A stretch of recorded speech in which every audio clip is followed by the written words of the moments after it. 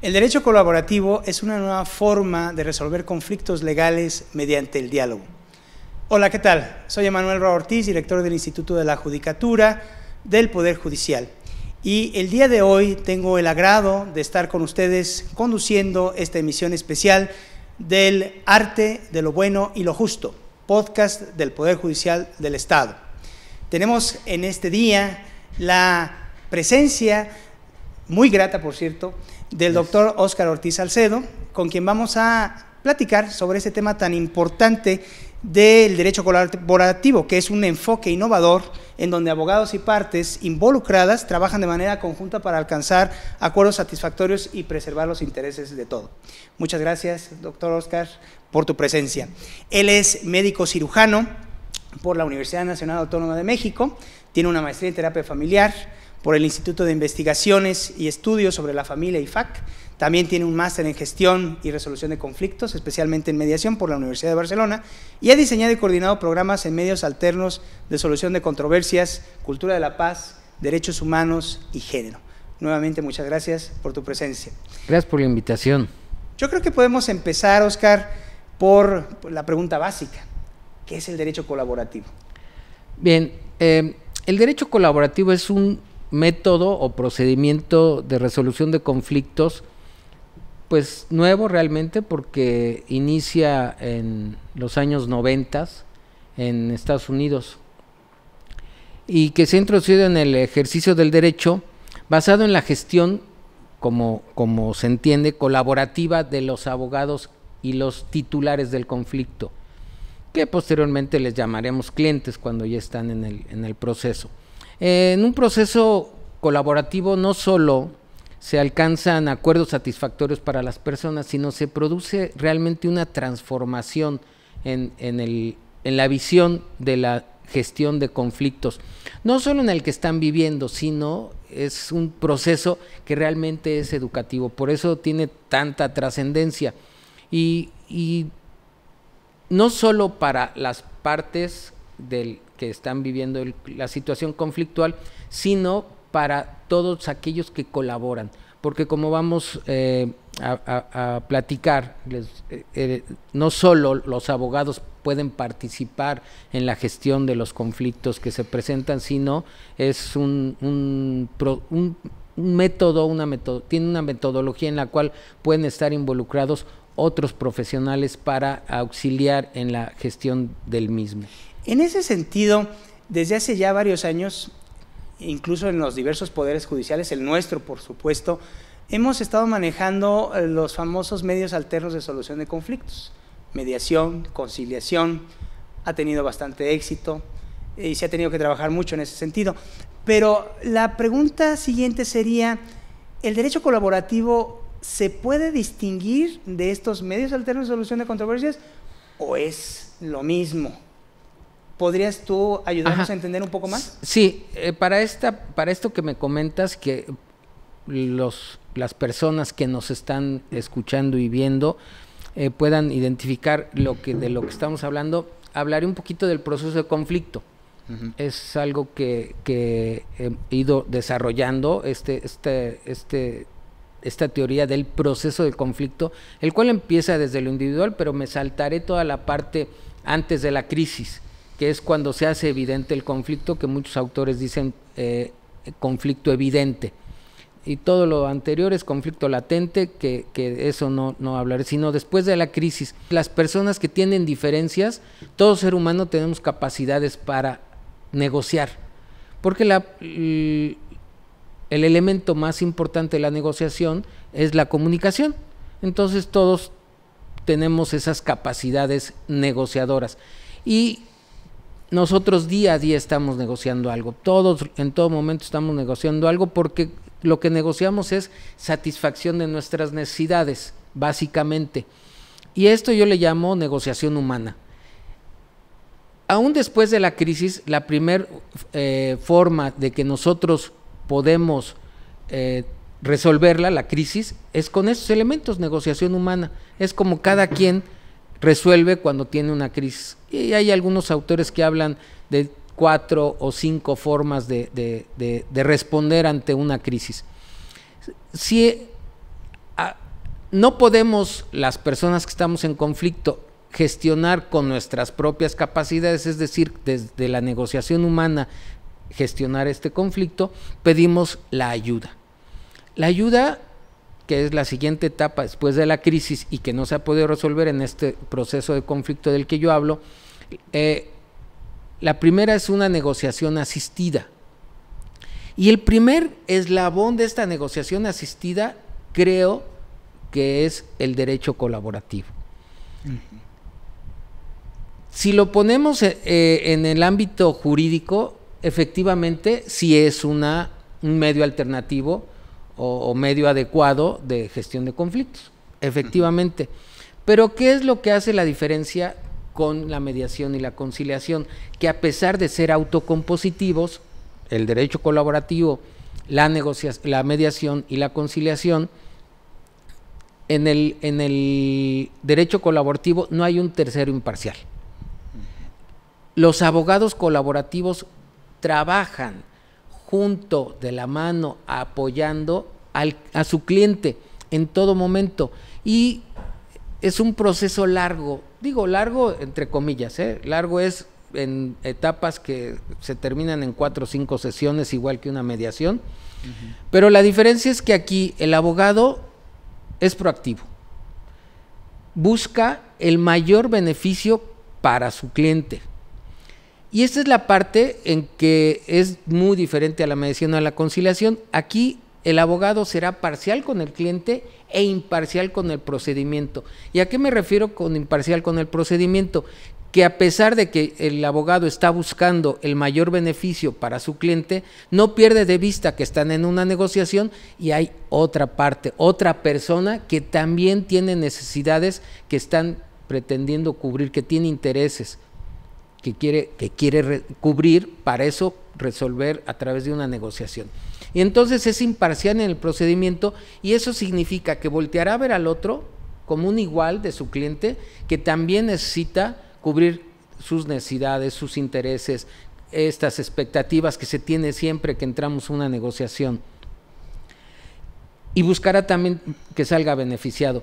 Para eso el otro cliente también tiene a su abogado colaborativo, es decir, aquí cada cliente tiene, o cada titular, en ese momento titular del conflicto, tendrá su abogado colaborativo, es decir, trabajan cuatro personas, 2 titulares de conflicto y sus abogados.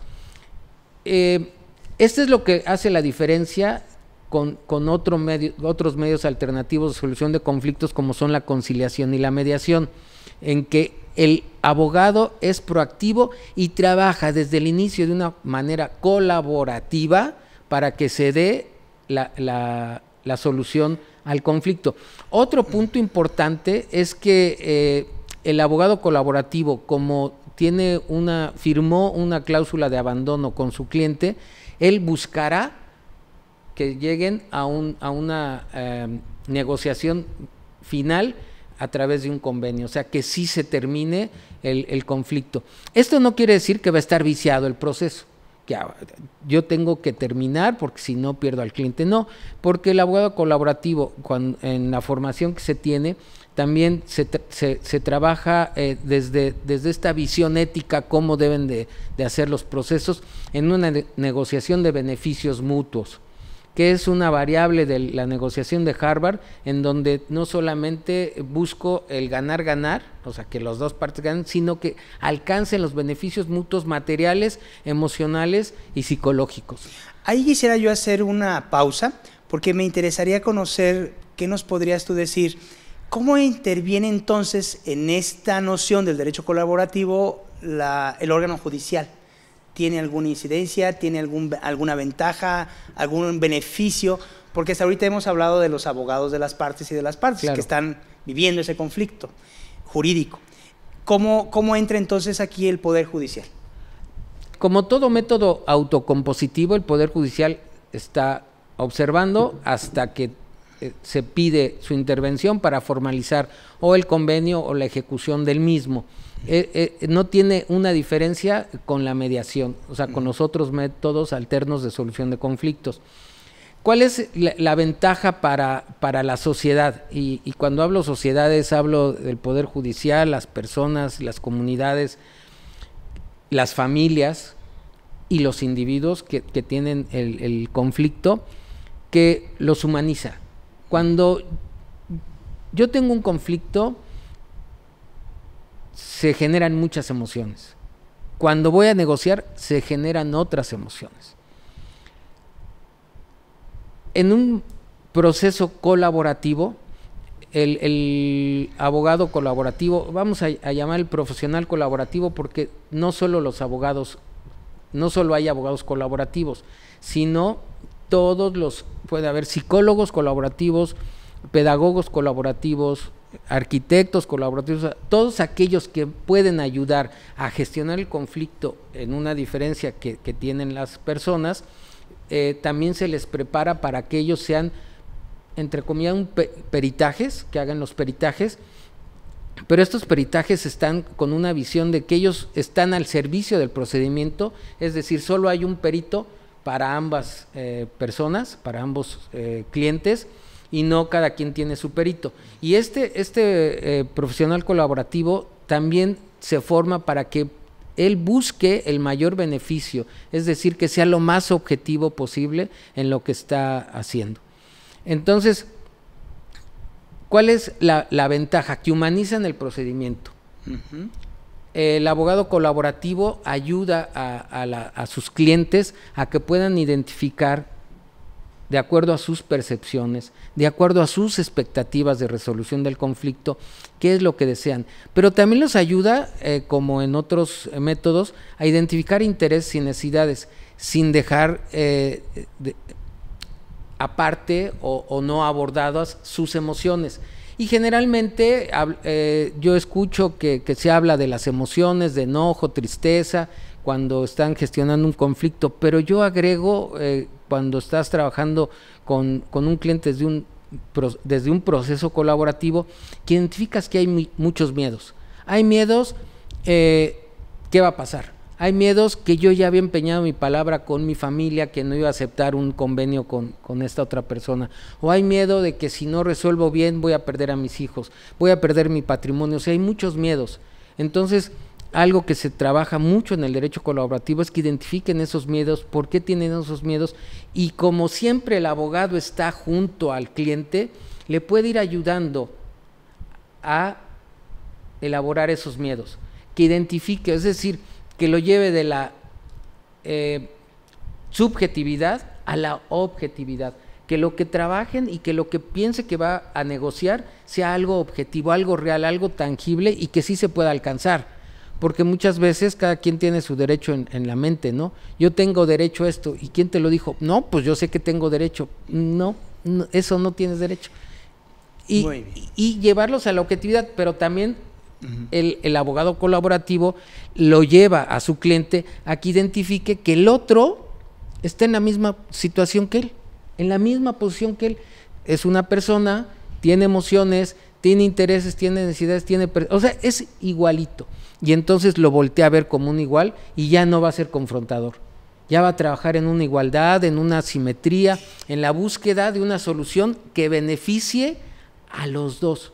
Es en esa parte donde se humaniza. Y incluso los abogados en este proceso tienen un desarrollo moral impresionante, porque van conociendo a cada individuo desde su interior, desde su subjetividad, y los llevan a esta objetividad de la que hablo. Pero también cuando nosotros formamos a los abogados colaborativos, los llevamos a que ellos puedan identificar qué es de ellos y qué es del cliente y qué es del procedimiento, porque muchas veces cuando estamos trabajando, yo he supervisado a mediadores durante casi 10 años, y luego se hacen como que el conflicto es de ellos. Es muy común que te llegue un abogado y dice, es que no nos han pagado la pensión alimenticia. Y yo les pregunto, abogado, abogada, ¿no nos han pagado o no le han pagado a tu cliente la pensión alimenticia? Entonces, cuando nosotros en la formación de abogados colaborativos los llevamos a que puedan identificar qué es de ellos y qué es de los clientes, que no confundan su conflicto, porque muchas veces si no identificas tu propio conflicto, lo pones ahí en el procedimiento y ya se hace una masacota de conflictos. Sí, se mezclan, ¿verdad? Se mezclan emociones, se mezclan intereses. Y ya quiero resolver mi conflicto a través de mis clientes. Y este tipo de enfoque que aporta el derecho colaborativo con esta sensibilización, esta humanización del conflicto, ¿es entonces aplicable a todas las materias jurídicas o especialmente hay algunas que pudieran representar un mayor beneficio que se les aplique? Yo considero, y es lo que se ha trabajado, como les decía, desde los 90, 1990, 92, que se inicia el derecho colaborativo en Estados Unidos, se ha trabajado más en lo familiar. Sin embargo, yo considero que en algunos casos mercantiles también se puede llevar. Derecho familiar, derecho mercantil. Sí, son las áreas que yo considero que más, pero básicamente se ha trabajado en derecho familiar. Muy bien. Otra pregunta que también es muy importante. Ya nos has dicho que si finalmente no se puede llegar a un acuerdo, pues entonces el Poder Judicial que está observando, pues ya ingresa, ¿no? Interviene. Pero dentro del proceso judicial, pudiéramos decir, ¿es posible llevar también el proceso de derecho colaborativo? Yo creo que sí. Yo creo que primero habría que definir cómo se pudiera incorporar los procesos colaborativos, así como se incorporó la mediación, que costó trabajo, pero finalmente después de 98, que son 25 años, ya solamente Guerrero no tiene tan claro la mediación, pero todos los estados de la República tienen sus centros de justicia alternativa, tienen su ley, y como ustedes saben, pues la ley general, la federal, ahí está por aprobarse, no se ha logrado, pero bueno, así se pudiera incorporar el derecho colaborativo. ¿Cómo se podría incorporar? Existen los abogados de oficio. Los defensores públicos. Los defensores públicos. A mí me parece que ahí es donde podría entrar perfectamente el derecho colaborativo. Con los defensores de oficio. ¿Por qué? Porque a ellos se les capacita en esta forma de trabajar y que sí puedan asesorar. O sea, siempre están asesorando a su cliente. En este caso, pues no sería cliente, sino a su defendido. Sería más o menos como una visión que se tenía y que ya está superada, como tú lo dices, en el caso de la mediación y conciliación, que se consideraba que eran oportunos y pertinentes estos mecanismos prejudicialmente, y que sin embargo ahora ha evolucionado y ahora dentro del proceso también se puede tratar de mediar, el juez puede tratar de que las partes medien o concilien. Entonces me imagino yo que pudiera ser de esa manera. El derecho colaborativo, el proceso colaborativo pudiera, con esta figura del defensor público, ya dentro de un proceso judicial, si el juez tiene esa capacitación, esa sensibilización, podría entonces verificar la posibilidad de que hubiera ese proceso colaborativo. Claro, porque bien lo dices, están los mediadores, está el juez, quienes muchas veces los jueces tratan de conciliar, pero ellos por esta imparcialidad con la que deben de trabajar, no pueden asesorar o no pueden hacer observaciones que están siendo así visibles, pero que no pueden porque la imparcialidad se los impide. Los abogados colaborativos no, cuando ven que algo está siendo inadecuado para su cliente, se lo van a decir, oye, esto sí puedes, esto no puedes, estás pidiendo mucho, la ley solo esto, porque ¿qué hacemos cuando estamos mediando? Le decimos a las personas, les aconsejamos que que tengan una asesoría jurídica para lo que ustedes están, los acuerdos a los que ustedes quieren llegar.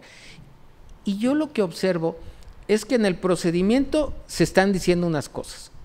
El mediador le señala que vayan con sus asesores jurídicos. Ellos van con sus abogados y ya no le dicen lo que se habló en la sesión de mediación, les dicen su interpretación de lo que sucedió en la sesión de mediación. sus abogados hacen otra interpretación y entonces les dan la opinión. Y entonces, ¿qué sucede? Se puede romper la mediación o vienen con unas diferencias, no se está sintiendo, no se está palpando aquí los desequilibrios de poder que pueden estar sucediendo en el procedimiento de mediación. Acá no, acá los abogados están presentes en todo momento y si quieres más adelante explico cómo es el proceso del derecho colaborativo, de un proceso colaborativo.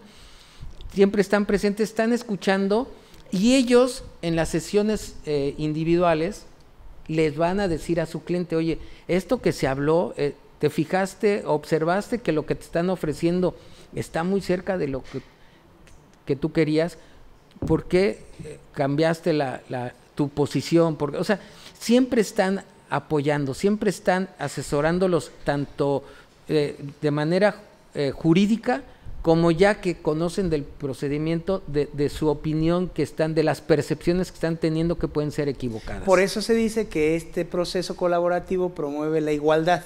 Exactamente. La simetría. Exactamente, porque voy a entrar a qué es un proceso, cómo se da el proceso colaborativo, por esto que me estás comentando de la igualdad y la simetría. Aquí no hay desequilibrio de poder.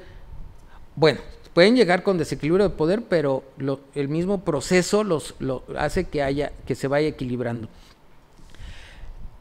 La persona titular del conflicto llega solicitando ayuda con un abogado. Y aquí la importancia que yo digo del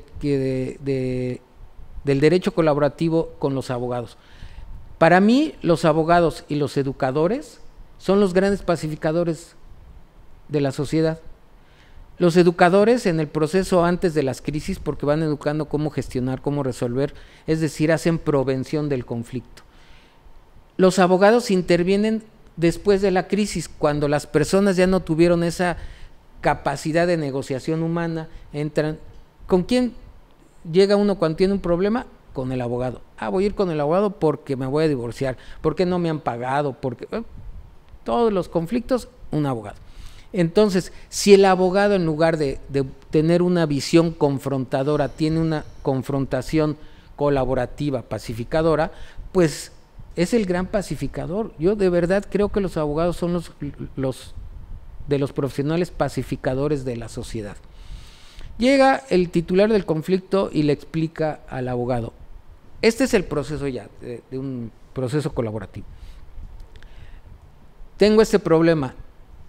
El abogado colaborativo tendrá la capacidad, las competencias para hacer un buen análisis del conflicto a través del método socrático, del mayéutico, explorando con preguntas qué es lo que sucede, qué percepción tiene de lo que sucede, qué quisiera, cómo lo quisiera resolver, qué posibilidades tiene de alcanzar eso que él quisiera resolver y cómo lo podría lograr.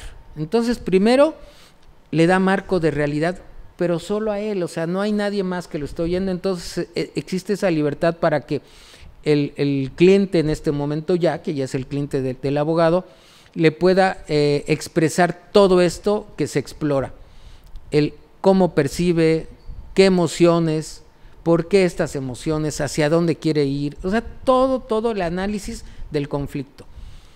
El abogado lo lleva a esta parte objetiva y que él puede identificar si tiene el deseo de negociar o no quiere negociar, porque es voluntario también. La negociación en colaborativa también es voluntaria, igual que la mediación. No, pues que yo sí quisiera negociar con todo lo que he hablado con usted, sí quiero negociar, ok. ¿Crees que la otra persona también quisiera negociar? Probablemente sí. Entonces se le invita a que acuda con otro abogado colaborativo. Por eso sí debe haber un buen grupo de colaborativos, porque es otro abogado que tenga estas competencias, que acudan y haga el mismo trabajo. Ahí ya los abogados se contactan. Oye, ¿cuándo tenemos nuestra cita, nuestra reunión, que se llama reunión conjunta? La primera reunión conjunta en donde se dan todas las bases de cómo es el proceso colaborativo, es decir, se legitima el procedimiento. Y quienes negocian son los clientes. Ellos empiezan a negociar con la ayuda muchas veces de los abogados, pero básicamente ellos están en la negociación. Los abogados están haciendo anotaciones y se van nuevamente, termina la sesión conjunta en donde se firman los acuerdos de confidencialidad, de voluntariedad, y previamente ya cada uno de los abogados colaborativos había firmado con su cliente la cláusula de abandono. ¿Qué es la cláusula de abandono? Es el compromiso que firman los abogados de que en caso de que no se llegue a un convenio en este procedimiento, ellos no podrán representar a sus clientes en un juicio. Y en eso consiste el proceso. Primera sesión conjunta, nuevamente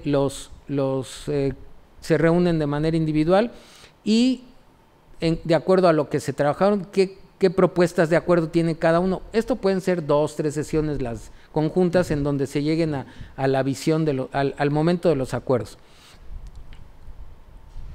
Cuando ya están las propuestas de acuerdo, desde el inicio se les dice a los clientes que los abogados podrán comunicarse para poder ver las posibilidades de los acuerdos a los que quieren llegar sean viables.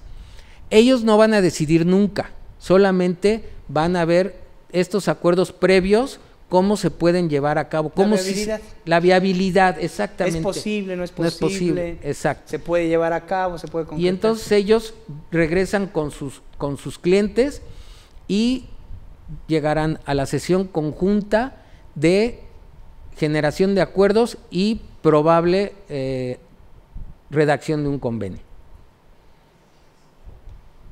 Ahí ellos se proponen, se dicen sí, no, los abogados toman nota, generan un convenio que ya lo estuvieron ellos dialogando. Todo esto siempre lo saben los clientes.